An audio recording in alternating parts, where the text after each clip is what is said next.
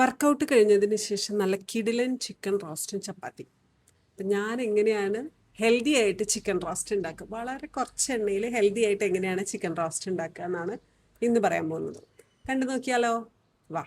Very simple ആയിട്ടുള്ള recipes ഞാൻ നിങ്ങൾക്ക് കൊണ്ടുതരാറുള്ളൂ, ഞാൻ പരീക്ഷിക്കാറുള്ളൂ. ക്യുക്കായിട്ട് എൻ്റെ കുക്കിംഗ് തീർന്ന് കിട്ടണം, അതാണ് ഉദ്ദേശം. സോ ഈ റോസ്റ്റ് ഉണ്ടാക്കാനും ഭയങ്കര ഈസിയാണ്.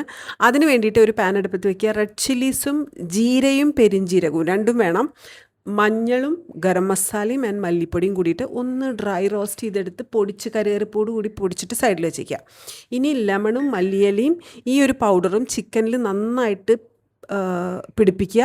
അതിൽ ഉപ്പ് ചേർക്കാൻ മറക്കാതിരിക്കുക. ഓക്കെ, ഒരു പാൻ അടുപ്പത്ത് വയ്ക്കുക. ഉള്ളി ജസ്റ്റ് ഇങ്ങനെ വഴറ്റിയെടുത്തേക്കുക. അതിനുശേഷം അതിലോട്ട് തക്കാളി ആഡ് ചെയ്യുക, ഒരു പച്ചമുളക് ആഡ് ചെയ്യുക, കുറച്ച് മല്ലിയില ആഡ് ചെയ്യുക, നന്നായിട്ട് വാട്ടിയെടുക്കുക. ഈ ചിക്കൻ അതിലോട്ട് ഇട്ടതിന് ശേഷം അടച്ച് വെച്ച് കുക്ക് ചെയ്യുക. സിമ്പിൾ, ഈസി, എന്ത് അടിപൊളിയാണെന്നറിയോ. ആൻഡ് ഉപയോഗിച്ച എണ്ണ ആകെ 2 ടേബിൾ സ്പൂൺ എണ്ണയാണ് ഉപയോഗിച്ചിരിക്കുന്നത് കേട്ടോ. സോ അടച്ച് വെച്ച് സ്ലോ ഫയറിൽ ടൈം എടുത്ത് സ്ലോലി കുക്ക് ചെയ്ത് വരുമ്പോൾ ഇതുപോലെ നല്ല ടേസ്റ്റി ആയിട്ടുള്ള ഒരു ചിക്കൻ റോസ്റ്റ് നിങ്ങൾക്ക് കിട്ടും.